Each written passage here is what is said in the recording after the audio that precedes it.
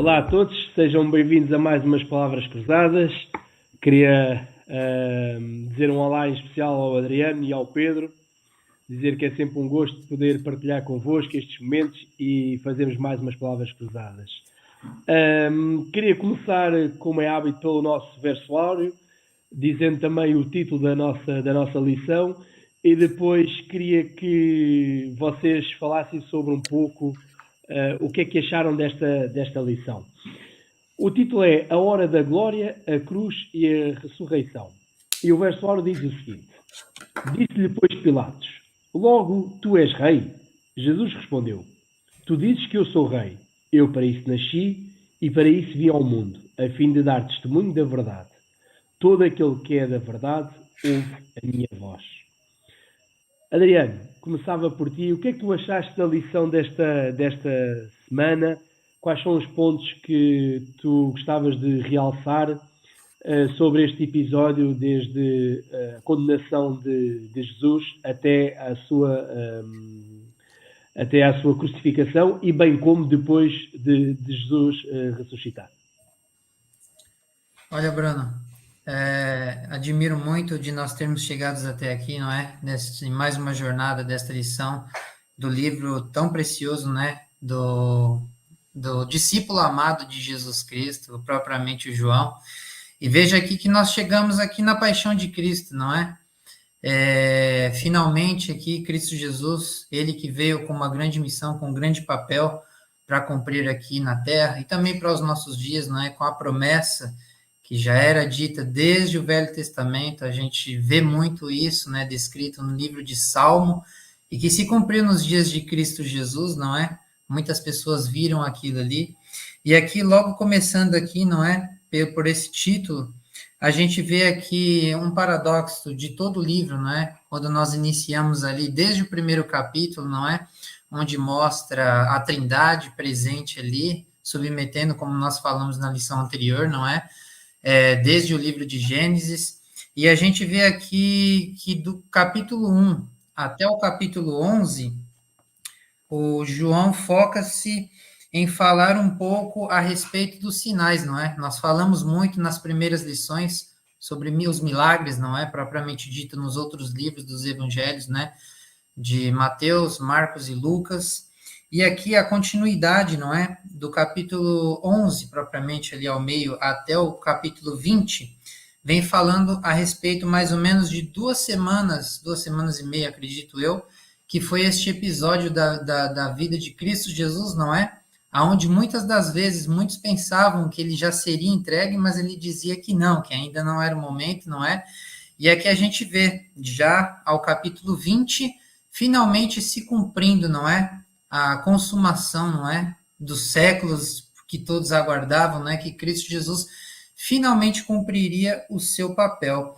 E a gente vê também, né, esse paradoxo, como eu já disse aqui, Bruno, a respeito sobre isso, a diferença, não é, entre os evangelhos. O livro de Mateus, não é, que dá ênfase aos cumprimentos das Escrituras, Marcos, que realça o paralelo entre o batismo de Jesus e a cruz, Lucas, que centra-se na cruz como cura e salvação, e agora o discípulo amado, não é, o Evangelho de João, apresentando a cruz como o caminho, não é, para nós estarmos ali ao lado de Deus. Ele que disse, não é, mostrou para os discípulos que o caminho, a verdade e a vida era somente por ele, não é?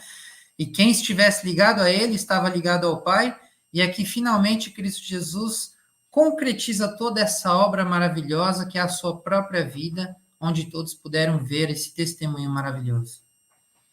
Adriano, antes de passar aqui ao Pedro, tu disseste uma coisa muito importante e que a lição realça logo ao início, para nós percebermos a importância que este episódio teve para João. Os primeiros 10 capítulos abordam 3 anos e meio da vida de Jesus e depois os restantes capítulos, do 11 ao 20, vão abordar 2 semanas e meia. Exatamente, Ou 2 seja, semanas e meia. reparem como é que 10 capítulos são 3 anos e meio e depois outros 10 capítulos, ou 9, ou 10, o que seja, vão abordar 2 semanas e meia no máximo. Pedro, Gostava que tu falasses sobre esta situação para nós realmente percebermos a importância que este episódio teve neste discípulo amado e que pudesses depois dar a tua opinião sobre a pergunta o que é verdade e explicar que episódio é que levou a esta pergunta. Eu acho que aqui João, de certa forma, quis introduzir estes 3 anos de ministério de Cristo nestes primeiros 10 capítulos, não é? Até ao capítulo 10, e depois quis chegar a esta parte em que foi preciso explicar com pormenor o que é que estava a acontecer aqui, não é? Porque nós temos aqui muitos aparentes paradoxos. Uma é Jesus está a ser crucificado, mas ao mesmo tempo é entronizado como rei. Parece que o início deste ministério de Cristo, agora nesta fase da crucificação, que é uma derrota, mas aqui é que é a vitória. Parece que é vencido pela morte, mas depois não, foi a morte que foi vencida ali no túmulo. E portanto eu acho que João percebeu, e certamente inspirado, que era necessário explicar aqui com calma toda esta fase que era importantíssima no plano da salvação, não é? Todo este plano era importante, não é? O nascimento de Cristo, as profecias todas, mas agora aqui é que se decidia o futuro da humanidade, não é? Com a crucifixão e com a ressurreição de Cristo, não é? E a nossa lição também diz-nos que a questão da verdade é um dos temas aqui do Evangelho de João. E nós percebemos que ao longo deste livro nós vamos vendo que João vai sempre falando da verdade. Jesus é o caminho, a verdade e a vida, por exemplo. Jesus diz que ouvi a verdade que eu vos digo, eu ouvi do meu Pai, por isso é que eu a transmito, que Deus é o Deus verdadeiro, e por aí fora, muitos exemplos sobre esta questão da verdade. E eu fiz também esta pergunta a mim mesmo: o que é a verdade? Porque é que Jesus dizia que eu sou a verdade? E o que é que isto significa? Uma pessoa ser a verdade. E eu dei por mim a pensar que, no fundo, quando Cristo diz isto, ele está, para mim, levou-me para a noção de eternidade. Cristo acompanhou todas as etapas, digamos, da criação do universo, da criação da Terra, da criação do ser humano, a história toda da humanidade até ao presente.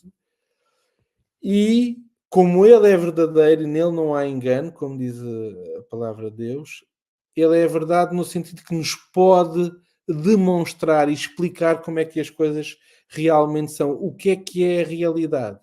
E este contexto, ele pode fazer isto, para mim, foi porque ele é eterno. E sempre existiu e acompanhou todas estas etapas, digamos, da história da humanidade, não é? E esta pergunta vem de Pilatos, não é? O que é a verdade? Exatamente. Pilatos vai colocar essa questão, o que é verdade, até porque antes Pilatos questiona Jesus, né? Serei o judeu, entregaram-me a mim, o que é que tu fizeste? E depois Pilatos pergunta o que é a verdade, não é? É muito interessante Pilatos virar-se para Jesus e perguntar o que é a verdade. Ok. Adriano, diz Pedro, conclui. Eu acho que pode ter sido uma pergunta retórica, não é? Ele percebeu. Eu acho que Pilatos não era não era um homem pouco inteligente, antes pelo contrário, ele percebeu perfeitamente o que é que estava a acontecer ali, mas, e este era um ponto que eu também achei interessante na lição, nós podemos saber tudo, ter um conhecimento teórico de tudo, mas há sempre uma decisão a tomar, e aqui Pilatos decidiu. Ele sentia que Cristo era inocente, que algo estranho estava aqui. Não era comum um prisioneiro dizer eu sou rei, não é? Mas o meu rei não é deste mundo. Quer dizer, não é propriamente um discurso digamos, velado ou não aberto. Cristo disse claramente a Pilatos quem é que ele era. Eu acho que Pilatos não teve dúvidas, mas o contexto político, o contexto em que estava a acontecer este julgamento,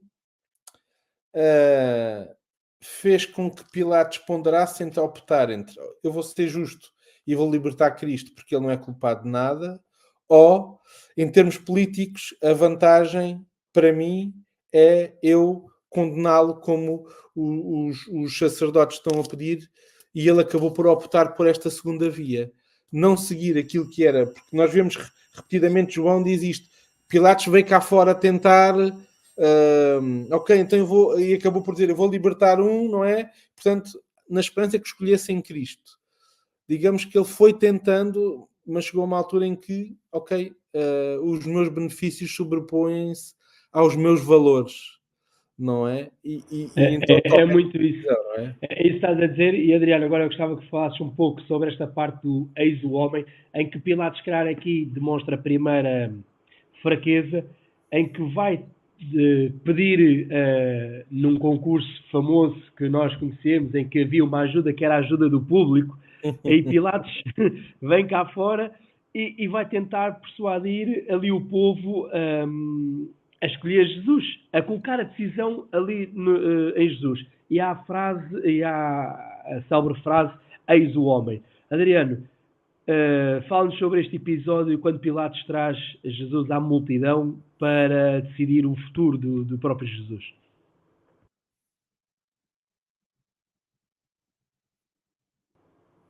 Liga só o micro, que esqueceste de ligar o micro e assim não te conseguimos ouvir. Força. Desculpa lá que eu nem percebi. Bruno, quando você chegaste aqui nessa parte, não é?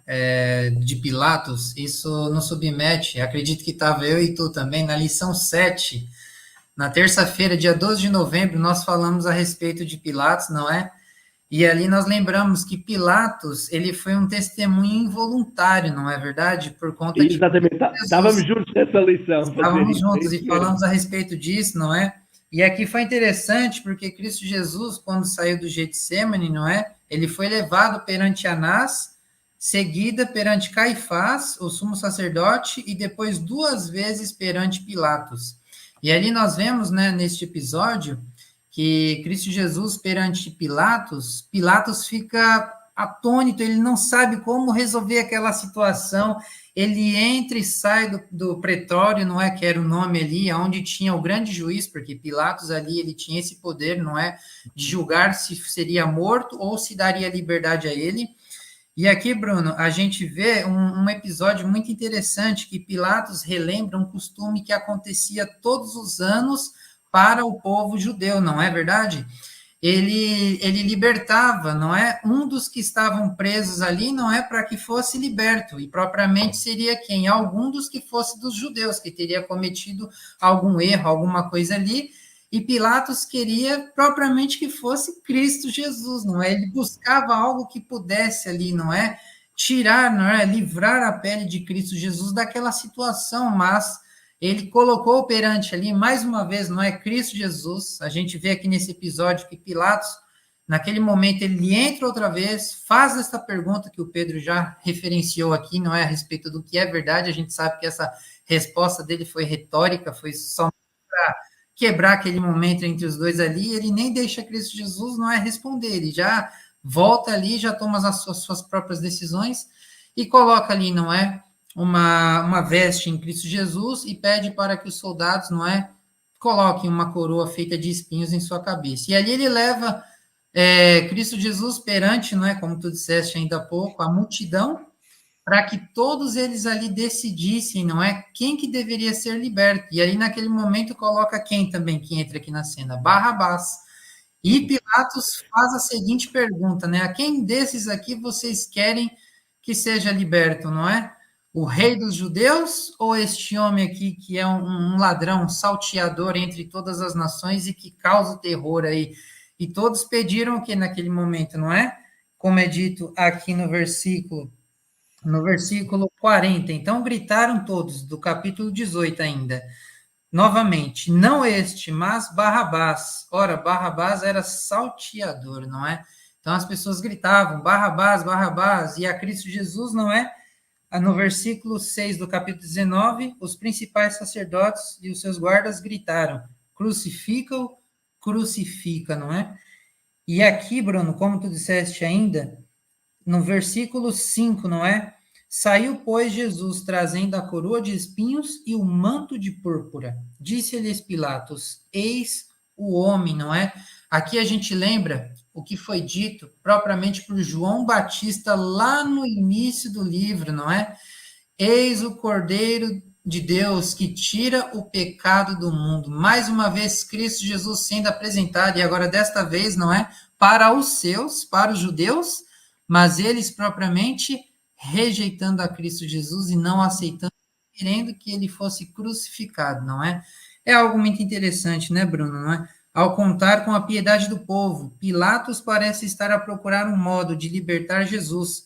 Faz sair Jesus com a coroa de espinhos e com o manto, a púrpura, cena não comentada por João, mostra Jesus em trajes reais de escárnio, não é? Com o governador a apelar ao povo, dizendo, eis aqui o homem. Um ponto interessante também, Bruno, que eu destaquei aqui pelo autor da lição, ele diz assim, o vacilante Pilatos nunca tinha ouvido alguém falar sobre a verdade de uma forma tão convincente e certa e com tanta autoridade. Em resposta, Pilatos colocou a pergunta, não é? O que é verdade?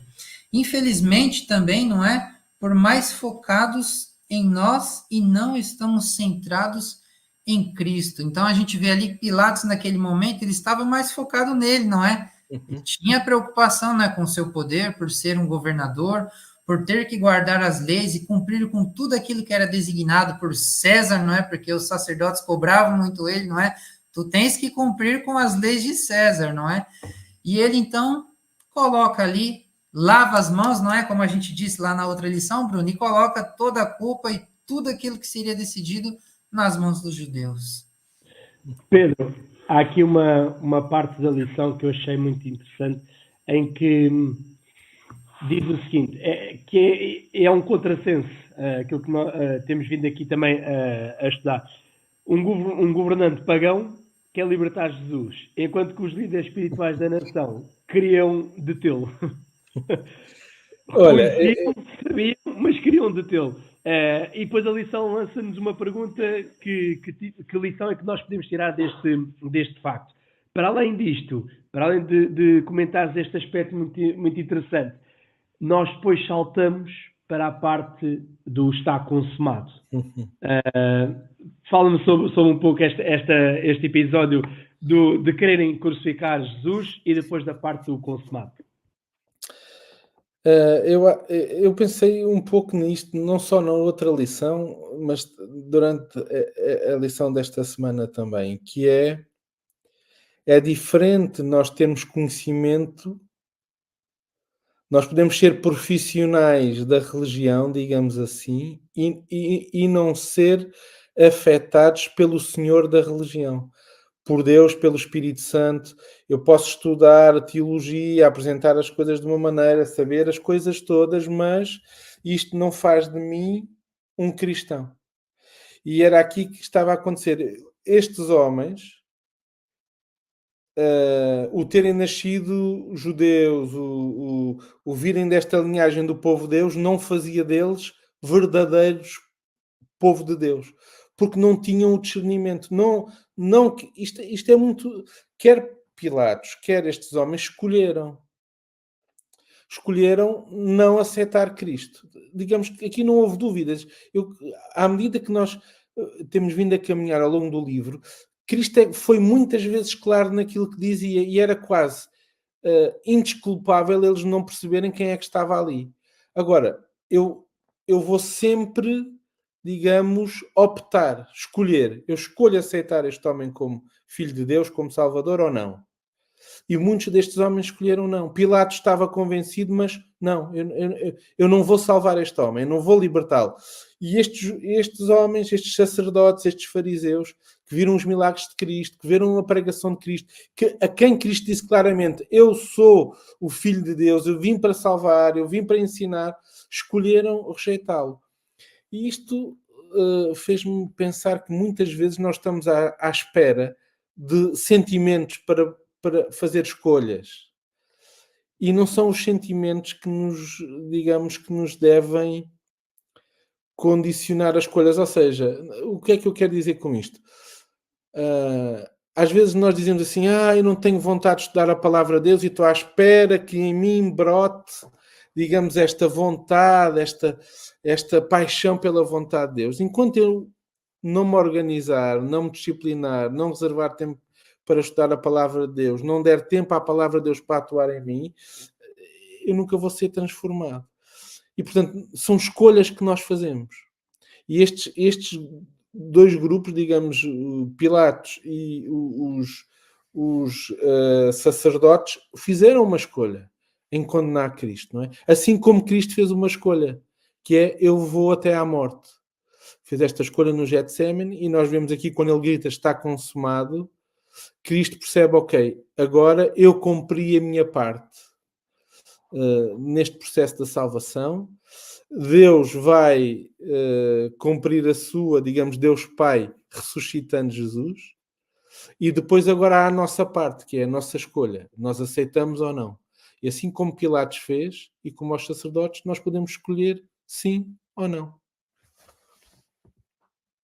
Há aqui outro pormenor muito importante na parte do está consumado. Logo ao início, tu falavas, Adriano, de Pilatos, de ter testemunhado de uma maneira indireta, digamos assim, a parte em que Pilatos vai fazer uma inscrição, não é? Em latim, em grego e em hebraico, em que diz Jesus Nazareno, rei dos judeus. E que depois os líderes religiosos queriam que houvesse uma alteração, mas Pilatos não liga e deixa estar. E depois vamos ter aquele episódio do está consumado, em que Jesus vai exatamente dizer isso. E nessa altura, quando Jesus diz o está consumado, temos algumas figuras presentes naquele momento, Adriano. E antes de entrarmos no túmulo vazio, que também é um episódio muito interessante, que figuras eram estas que estavam ali naquele momento em que Jesus vira-se e diz está consumado? Olha, Bruno, ainda bem que tu comentaste sobre esse episódio aí que é importante, não é? A respeito de Pilatos, não é? E a decisão que ele jogou na mão dos judeus, no versículo 16, então Pilatos o entregou para ser crucificado. Ali ele já tinha feito o que tinha de ser feito, não é? Que foi propriamente o que Pedro diz, ali se consumou. Cristo Jesus ali estava já cumprindo o seu papel, não é? E aqui a gente vê agora, já pula para a parte da ressurreição, não é verdade? Aqui a gente vê o túmulo vazio. E naquele episódio estavam ali Maria, presente naquele momento, e também tinha uma outra pessoa, não é? Simão Pedro e também o discípulo amado. Eu acho muito interessante, Bruno, que o próprio João, o autor deste livro, não é? Ele não menciona o seu próprio nome. Ele coloca sempre ali, não é? Como o discípulo amado. Eu acho isso muito bonito, não é? Esta relação que João tinha com Cristo Jesus. E é interessante que ele também coloca aqui, neste mesmo capítulo 20, não é? Um pouquinho mais à frente, no versículo 8, que diz assim: então entrou também o outro discípulo, que chegara primeiro ao sepulcro, e viu e creu. Então aqui nos conta que quando eles ouviram, não é, da notícia ali de Maria, né, Madalena, que o sepulcro estava aberto na madrugada, um fato importante que a gente tem que levar aqui em consideração, não é, que o autor coloca como um grande exemplo para nós, não é, que os discípulos, eles não foram no sepulcro ao sábado. Aqui nos deixa claro que eles guardaram o dia de sábado, não é? Eles repousaram como a lei determinara e como Cristo Jesus mostrou o exemplo para eles, não é? E no dia seguinte, Cristo Jesus morreu na sexta-feira, não é? E no dia seguinte, que seria o domingo, após o sábado, o primeiro dia da semana, porque na Bíblia não é referenciado como domingo, não é apenas o primeiro dia da semana, eles foram ali ao sepulcro. E Maria viu o sepulcro que já estava aberto, não é? E outro fato interessante também, Bruno, que eu gostaria de separar aqui, é o cumprimento da promessa feita lá em Salmos, no capítulo 34, no versículo 20, que nos é dito assim: nenhum dos seus ossos será quebrado, não é? E também nos é dito aqui no capítulo 19, versículo 36. A gente vê que na hora ali que os soldados, não é? A mando dos judeus, não é? Dos fariseus, que quebrassem, não é? Porque já ia dar a hora do pôr do sol, né? A hora, sexta hora, nona. E ali eles pediram para que fosse quebrada as pernas, né, dos três e também dos outros que estavam sendo crucificados ao lado de Cristo Jesus. E quando os soldados chegaram a Cristo Jesus que estava ao meio, eles decidiram não partir as pernas de Cristo Jesus, porque eles viram que ele já havia ido à vida, não é? E ali naquele momento nós vemos o episódio que um dos soldados pega uma lança e perfura, não é, ao lado de Cristo Jesus, e ali sai sangue com água. E ali naquele momento eles viram, não é, o cumprimento do que estava escrito lá, não é? Eu acho isso interessante, que até os soldados mesmo sabiam, não é? De todas as escrituras e tinham por conhecimento a isso. Então, Bruno, aqui a gente consegue ver que quando eles chegam ali, algo maravilhoso, né? A gente vai ver já a seguir, não é? Que Maria consegue ver ali, não é? O cuidado e o zelo, não é? Que eles encontraram quando entraram ali, onde, no sepulcro de Cristo Jesus. As vestes, não é? A faixa que estava na cabeça de Cristo Jesus estavam todas dobradas. Aqui, Bruno, nós temos uma resposta muito clara de que algo maravilhoso estava acontecendo ali, não é? A primeira é a seguinte: a resposta mais comum seria a dos ladrões de túmulos, não é? Teriam entrado ali, porque Maria não tinha visto ali, não é? Então, Cristo Jesus, o seu rei, o seu filho, alguém que ela tanto amava. Mas a explicação falha por 3 razões, e olha que incrível. Em Mateus diz-nos, né, que o túmulo estava guardado, tornando improvável o assalto ao túmulo, não é? Aqui em João não referencia isso, mas em Mateus deixa provado para nós, né, que havia guardas ali sim vigiando o túmulo. A segunda, os ladrões de sepulturas normalmente roubam objetos de valor, é claro, não é? Se um ladrão está indo para assaltar ali um túmulo, é claro que o interesse dele é nas joias e tudo que ele leva ali junto ao corpo. E não levar um defunto, alguém que já faleceu, para algum outro lugar. A não ser hoje. Hoje mudou muitas coisas, não é?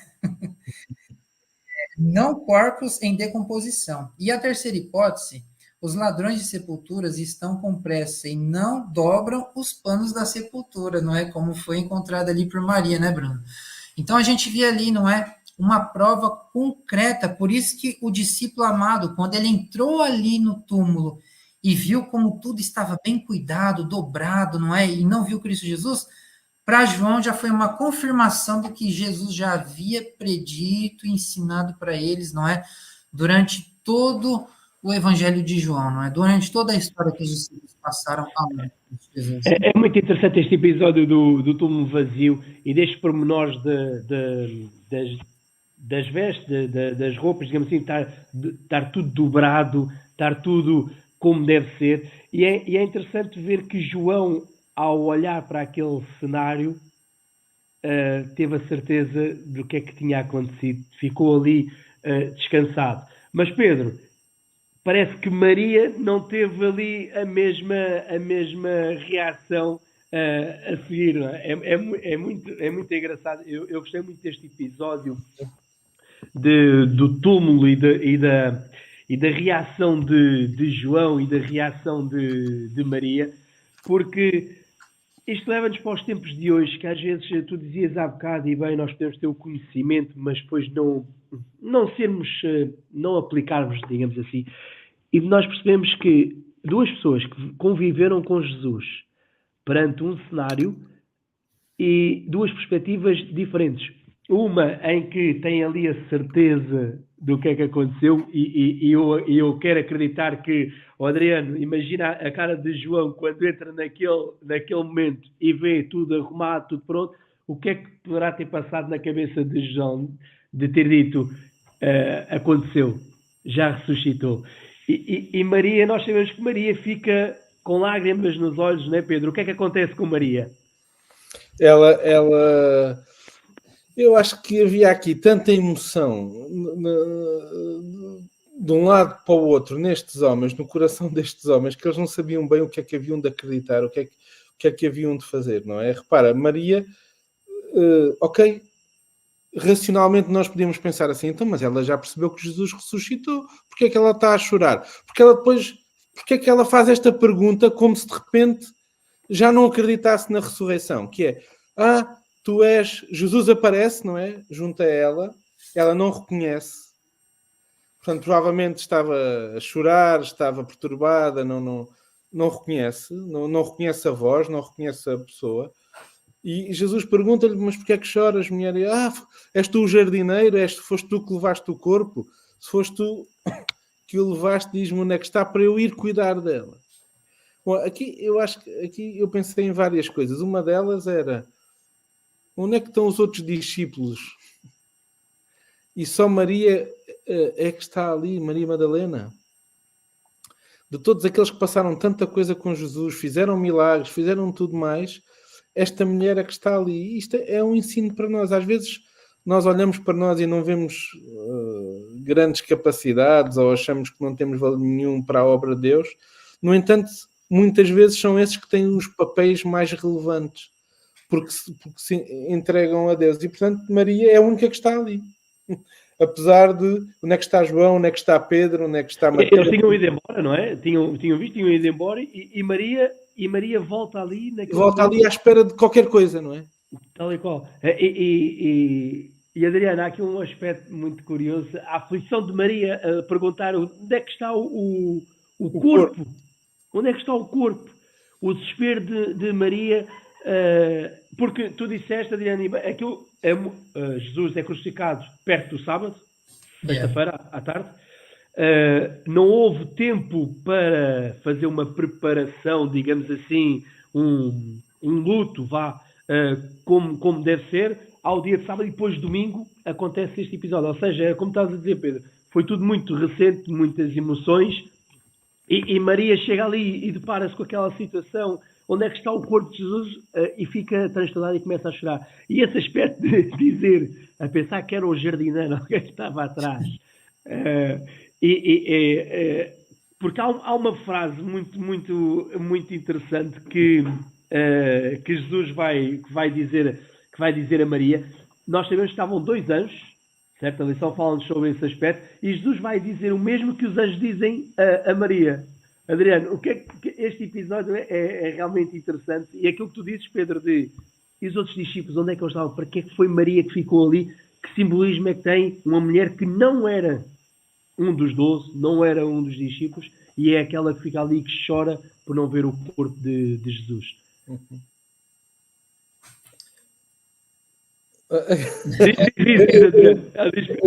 Esta parte impressionou muito por isto tudo. Quer dizer, nós quando estamos em sofrimento temos muita dificuldade em... Repara, ela viu os anjos disseram que ele ressuscitou, ela vai a correr dizer aos discípulos, volta e de repente já está à procura do corpo. Exatamente, parece que não valeu de nada. Era uma montanha russa de emoções, não é? De sofrimento, no fundo, de sofrimento, não é? Estes homens estavam todos a sofrer. E depois aquela frase do mulher, porque choras? Porque choras, não é? Porque choras. É forte, não é? Então, mas tu já não sabes qual era o plano.